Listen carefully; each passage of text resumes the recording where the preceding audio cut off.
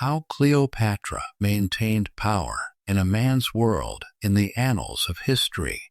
Few names command as much fascination and respect as Cleopatra VII Philopator, the last active pharaoh of ancient Egypt.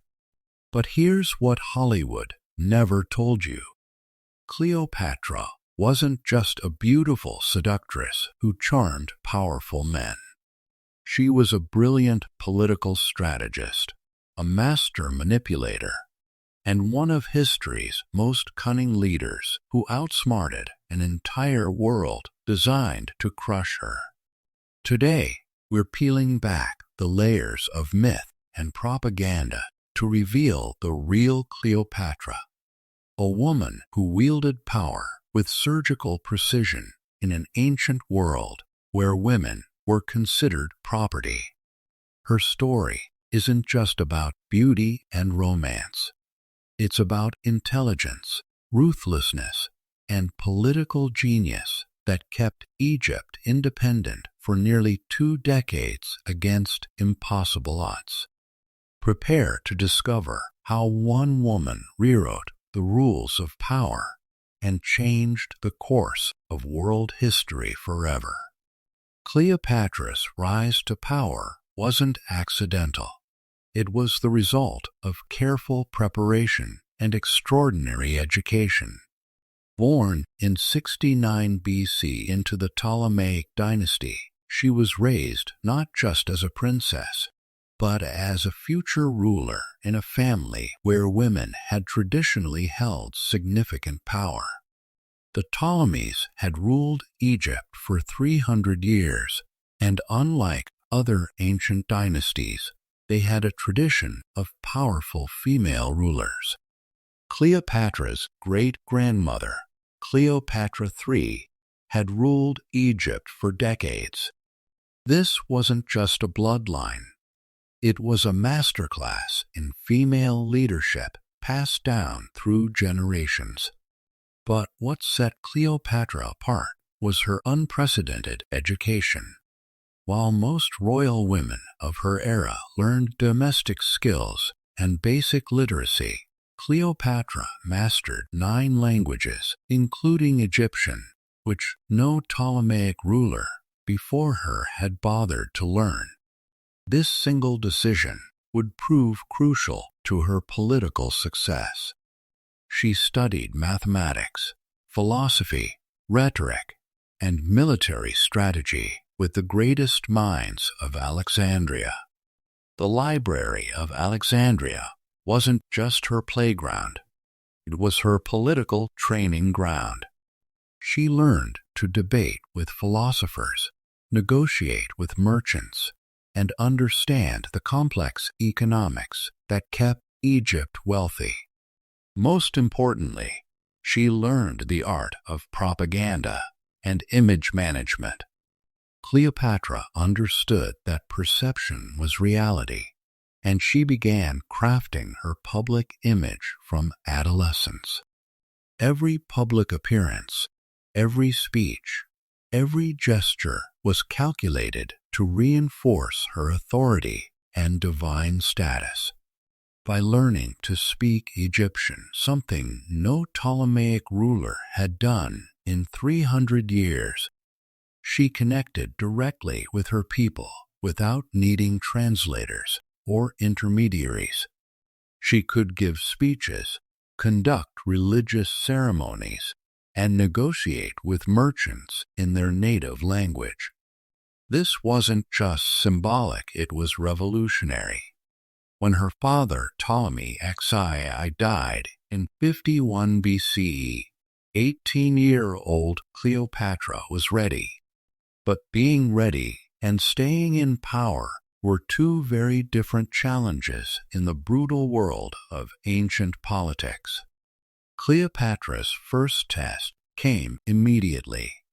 According to Ptolemaic tradition, she was forced to marry her 10-year-old brother Ptolemy XIII and rule jointly with him. But Cleopatra had no intention of sharing power with anyone.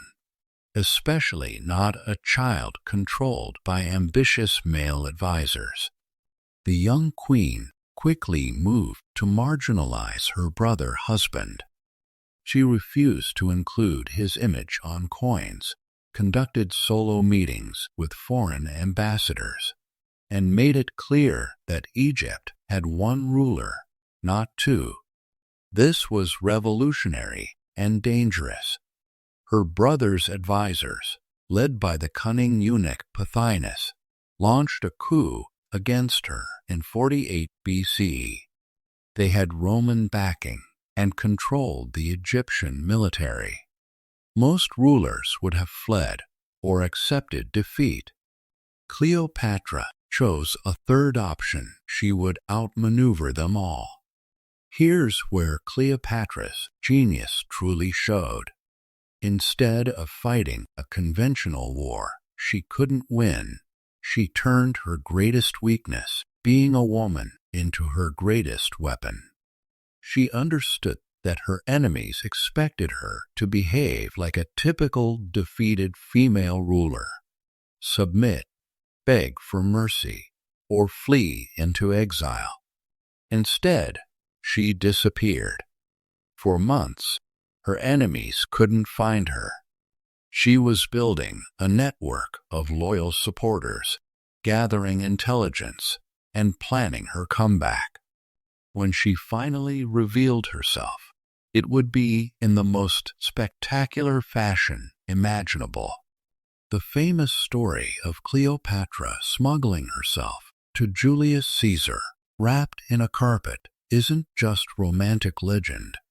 It was a masterpiece of political theater designed to demonstrate her courage, intelligence, and determination to Rome's most powerful general.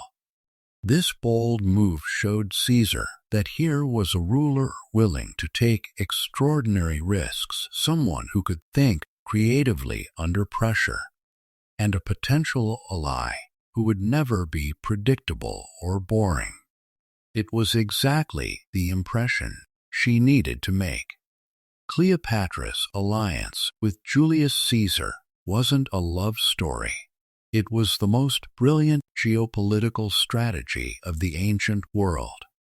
She recognized that Egypt couldn't survive as an independent power without Roman protection, but she also understood that Rome needed Egypt's wealth more than Egypt needed Roman conquest.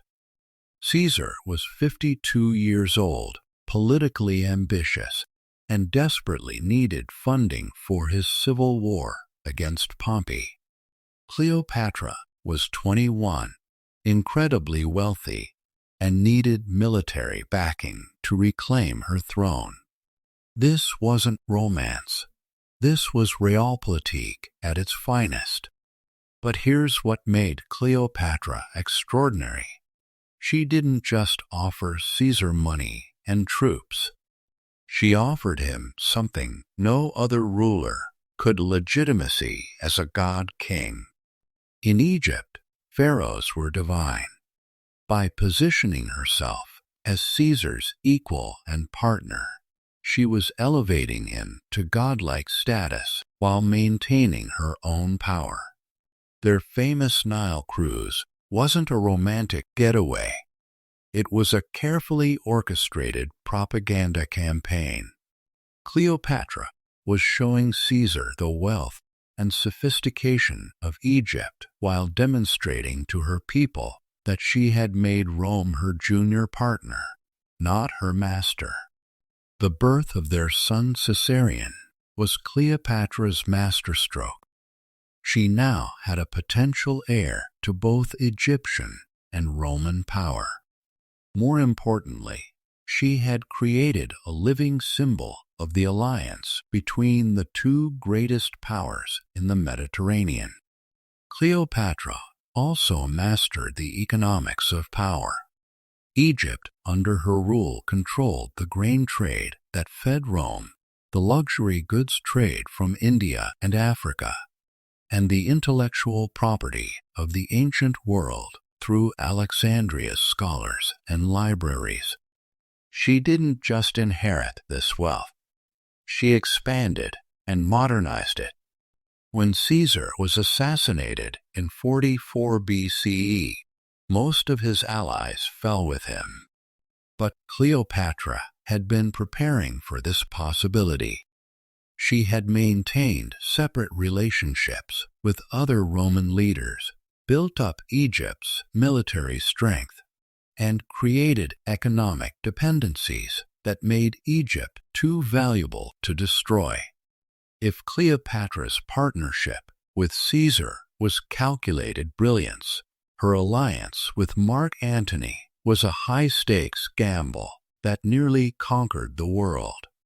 When the Roman Empire split into competing factions after Caesar's death, Cleopatra faced her greatest challenge yet. Mark Antony controlled the Eastern Roman Empire, but he was known for being impulsive, pleasure-seeking, and easily manipulated. Most people saw him as Caesar's inferior. Cleopatra saw him as her path to world domination. Her first meeting with Antony at Tarsus was perhaps history's greatest piece of political theater. She arrived dressed as Aphrodite, goddess of love, on a golden barge with silver oars and purple sails. The air was perfumed with incense, and she was surrounded by servants dressed as cupids and sea nymphs. But this wasn't just spectacle, it was psychological warfare. Cleopatra was demonstrating that she was a goddess, not just a queen, and that any alliance with her would bring divine blessing. She was also showing Antony exactly how wealthy and powerful Egypt remained. The strategy worked perfectly. Antony was completely captivated not just by her beauty, but by her vision of a combined Roman-Egyptian empire that could rule the entire known world. Together, they began building the most powerful political and military alliance in ancient history. Cleopatra provided Egypt's vast wealth and resources, while Antony contributed Roman military expertise and political connections. Their twin children became symbols of this new world order. But Cleopatra was playing an even deeper game. While appearing to be Antony's devoted partner, she was actually maneuvering to make Egypt the dominant power in the alliance. She convinced Antony to give her territories, titles, and authority that made her the de facto ruler of the Eastern Mediterranean. What made Cleopatra truly revolutionary was her understanding of propaganda and public relations concepts that wouldn't be formally recognized until the 20th century. She was history's first master of spin, and she used every available medium to control her public image. Cleopatra appeared on coins throughout the Mediterranean, but her image changed depending on the audience. In Egypt, she appeared as a traditional pharaoh with divine attributes. In Roman territories, she looked more classical and approachable. She was literally shape-shifting her image to appeal to different populations.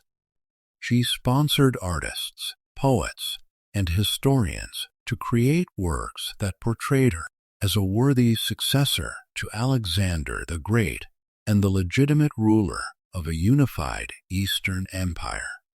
She commissioned statues, paintings, and monuments that emphasized her intelligence and political achievements, not just her beauty. Cleopatra also understood the power of spectacle. Every public appearance was choreographed to reinforce her power and divine status. She didn't just wear expensive clothes. She wore costumes that told stories about Egyptian greatness and her own legitimacy as a ruler. She implemented tax reforms that increased revenue while maintaining popular support. She negotiated trade agreements that favored Egypt, established new trading routes, and even personally supervised major commercial negotiations. She was hands-on in a way that would have been considered undignified for male rulers, but proved essential for maintaining Egypt's economic dominance. Perhaps most importantly, she invested in infrastructure and education. Under her rule, Alexandria's library and museum reached their greatest heights. She funded scientific research, supported technological innovation, and maintained the trade networks that kept wealth flowing into Egypt. This economic strength allowed her to maintain the largest personal navy in the Mediterranean, fund massive building projects that employed thousands of Egyptians, and provide the financial backing that made her Roman alliances possible. By 31 BCE, Cleopatra's 20-year strategy had brought her to the brink of ultimate victory. She and Antony controlled most of the eastern Mediterranean, commanded vast armies and navies, and had legitimate claims to rule the entire Roman Empire. But Octavian, Caesar's adopted heir, had spent years building a coalition against them. He understood that defeating Cleopatra required more than military victory. It required destroying her carefully constructed image and legitimacy. The Battle of Actium wasn't just a naval engagement. It was the culmination of a decades-long struggle between two incompatible visions of the future.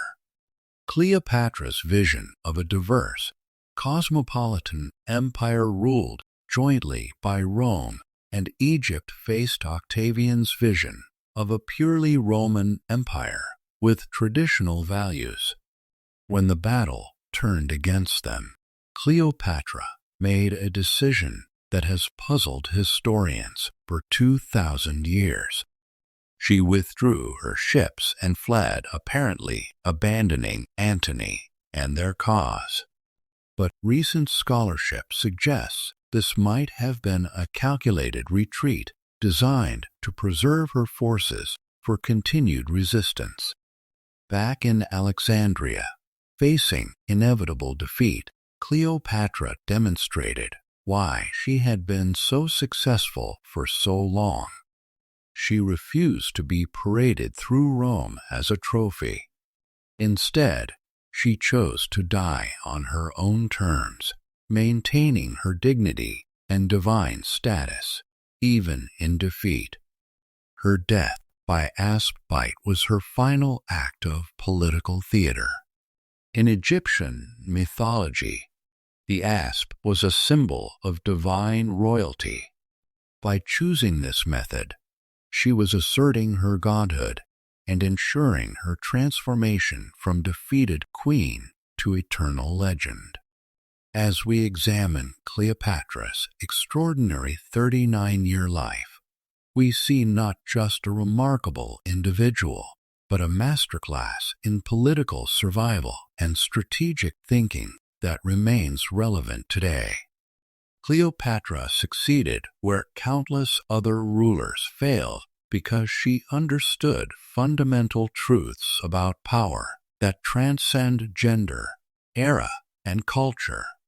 She knew that sustainable power requires economic strength, popular support, strategic alliances, and constant adaptation to changing circumstances. She proved that intelligence, education, and strategic thinking could overcome the massive disadvantages imposed by gender discrimination and political instability. She turned her enemies' prejudices against them, using their underestimation of her capabilities as a weapon. Most importantly, Cleopatra demonstrated that true power comes not from force alone, but from the ability to inspire loyalty, create prosperity, and offer people a vision of a better future. She made Egypt prosperous, kept her people fed, and maintained their independence against impossible odds for nearly 2 decades. Today, when we face our own challenges in leadership, politics, and gender equality, Cleopatra's story reminds us that barriers can be overcome, that intelligence and determination can triumph over prejudice and tradition, and that true leadership transcends the circumstances of birth. She wasn't just the last pharaoh of Egypt. She was the first modern politician, using media, economics, diplomacy, and strategic thinking in ways that wouldn't become common again for centuries. Cleopatra's Egypt fell, but her legacy endures as proof that one extraordinary individual, armed with intelligence, courage, and unwavering determination, can indeed change the course of history. In a man's world that tried to diminish her to nothing more than a seductress, she became immortal as one of history's greatest rulers. And that, perhaps, is the greatest victory of all, ensuring that 2,000 years later, we're still talking about her genius, still learning from her strategies, and still inspired by her refusal to accept the limitations that others tried to impose on her power. Her crown may have fallen, but her legend rules forever.